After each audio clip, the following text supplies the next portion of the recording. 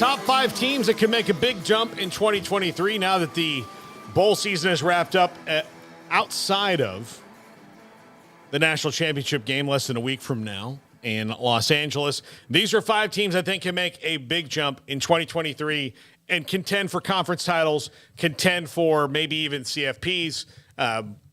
And that's because I do think, and we'll talk about it here in this segment about some of the things that are moving and shaking in their own leagues. Number 5, Wisconsin. Look, this is the team with the least amount of wins. They're 7-6 on this list, but they just hired a dude as a head coach in Luke Fickell.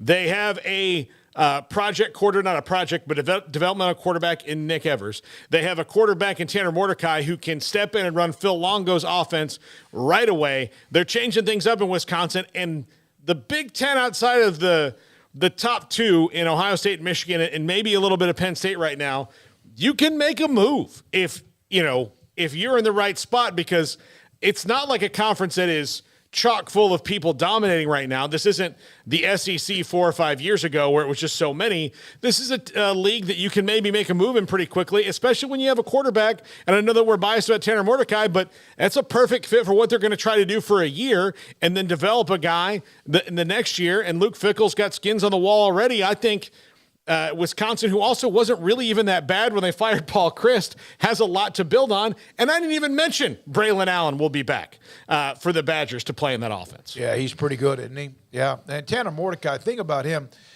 He's a dual threat guy. He can. I'm not saying he's going to run all over the place, but he is not afraid to run with it and can give you a little extra with his legs and his feet. Not just with the fact he's known for throwing for 1,000 yards or whatever he's done that huge game earlier this year and throughout his career.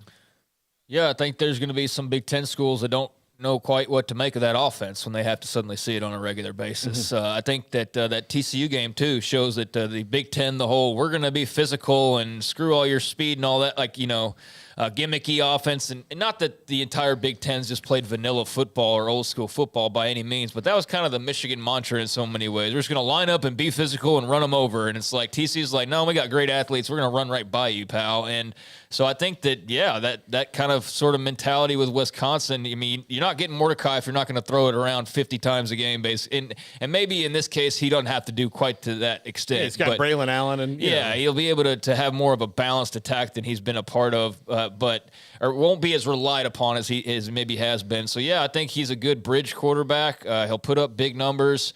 I'm sure they'll dip in the portal and bring even more talent on board. But, they're going to be a fascinating watch. And then, you look at, the fact the Big Ten here in the future is going to be divisionless, and kind of where does Wisconsin stack up? And if they were going to make a move, they kind of needed to make it around here because, Michigan, Ohio State already have pretty healthy leads. Penn State's in that upper tier as well, and Wisconsin has been hovering around there. But you start to look around, it's like, oh, here's Iowa, and Nebraska's hiring Matt Rule, and there's this sea of change that's afoot. So.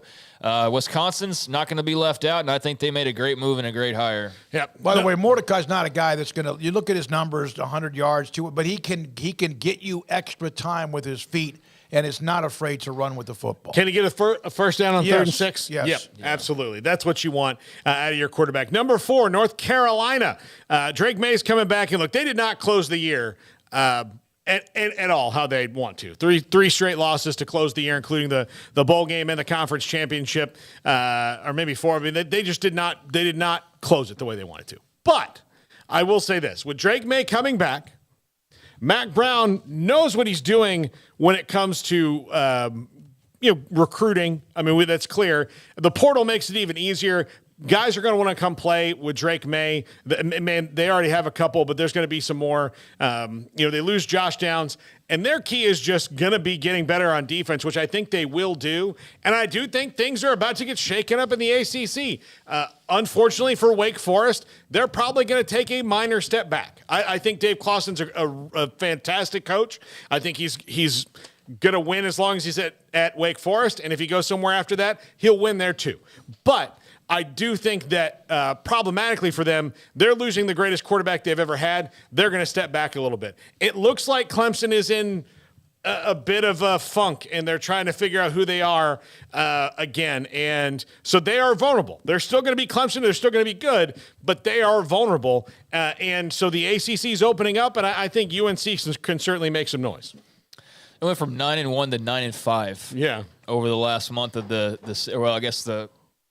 last month and then the bowl game. But, yeah, I mean, they'll have Drake May back, so they'll have some buzz, but they got to play better defense, bottom line. And, I think Max, a good coach, but I don't know. He'll be interesting to monitor the next couple of years, kind of how this goes with he and the Tar Heels and his return there. But, yeah, I mean, Drake May will be the headliner, no doubt. Yeah.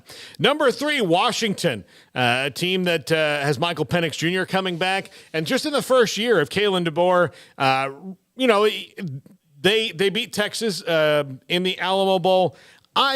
We have not gone into a lot about the Alamo Bowl, and we probably need to in the next couple days because, look, yes, they were missing their best player. And honestly, Bijan Robinson is probably the best player in 15 years that Texas has had overall. Not knocking anybody. That's how damn good he is. Bijan Robinson, he's been, really think about how talented he is. And they've got a lot of really talented players, but the best, most accomplished guy since 2009, I think, might be Bijan Robinson. Yeah, you're going back into that Colt McCoy run, and obviously Colt was an amazing college football player. Since 2010 to now, the 10, 12 years, it's probably Bijan Robinson's their best player. But, the whole weird thing with Sark and the dude from the bowl game and all that, we'll get into that. But I do think that Washington is on the way up.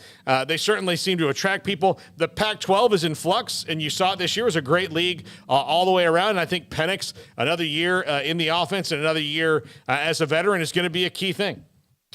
I'm waiting for that official to, at 6 o'clock this Friday night, put out a press release saying that it was his fault that he had his... No, I'm just kidding. I mean, that was a kind of a disappointing run, or a way to bring that run to a close for... the Longhorns. It felt like they had some kind of good momentum building, and then obviously not having their full disposal, but gave Washington a lot of credit. I don't think Michael Penix was super great in that game by any means. I didn't either. He threw a ton of passes, but his deep ball was bad. Yeah, I thought that there were a lot of missed opportunities for Washington, but he's a really fun player to watch. Awesome to see, him go from just a dude at Indiana that probably not a lot of people were paying attention to now, Heisman mentions and all of that. So they're definitely on the right track, and they'll be, I'm sure, very, very active in retooling that roster as well. But they got some great starting points. Yeah. Number 2, yes, I'm a homer, Florida State, but let's be real here. They've got a 6-year senior at quarterback who just had a fantastic season. They've really cleaned up in the transfer portal and added a lot of veterans to that roster, including the number 1 cornerback, the number 1 defensive lineman, the number 1 tight end, and 3 of the top offensive linemen. Filling needs that they have. Mike Norvell is really, if you look at the roster, he's built it mostly out of the portal so far. He is the true portal king, and they finished with 10 wins for the first time in a while at FSU, and the trajectory is just going up there. It's a fun place to be. I know I'm biased, but it's got vibe. It's a blue blood school, so if there's juice around it, most any coach can rope in guys to do it, and Mike Norvell is doing that right now. And with Jordan Travis coming back for a 6th year, then I think that kind of sets any team up with a veteran like that who's playing his best ball for success. This advertisement brought to you by the Florida State Alumni Association. Yeah. No, I mean, they're on a good trajectory. I don't want to make too much out of beating that Oklahoma team, but that was a really good win and a good way to end the season for them. And they have a lot of momentum, like you said, and they're killing it in recruiting. So, they're definitely one you got to keep an eye on and pay attention to. Yeah. And number 1, Notre Dame. A team that finished the year really strong and had to go through, Drew Pine at quarterback, lost Tyler Buckner. Tyler Buckner came in and played great in the bowl game. And it appears now, it's not official yet, but all indications are that Sam Hartman from Wake Forest is going to wind up at Notre Dame. If that is the case, Sam Hartman can take this Notre Dame roster, even though they're losing a fantastic tight end in Michael Mayer. He's so awesome. He's, he's got Gronk vibes going with him. He's a really good player. They're losing a couple of those guys, but they're still Notre Dame. If they have Sam Hartman, if you take Sam Hartman and put him in that offense with what they can do, and with Marcus Freeman's defensive line, Notre Dame can actually pay off on some of those early season predictions that everybody gives them, because Sam Hartman, and I'm not exaggerating this, is the best quarterback that's been available in the portal.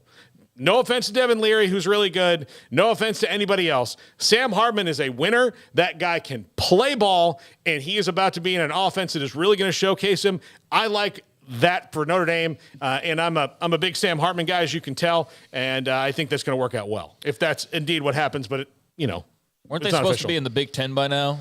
Yeah. According to some people about a summer ago. Yeah, no. No, they're in a really good spot. I think Marcus Freeman, after a rocky start, really righted the ship and restored belief, maybe for some that were wavering initially because of just the fact that they didn't get off to this glowing golden start. But no, by the end of the year, they had really found a good groove. That was a fun bowl game against South Carolina to close things out, and a really great, win for them. So yeah, I think Notre Dame, if like you said, they bring in a great quarterback like Sam Hartman, I definitely think that they're a team you got to pay a lot of we already pay a lot of attention to Notre Dame. If you cover college football, you can't go without mentioning them. But yeah, I do think they're set up really well for next year. Paxton said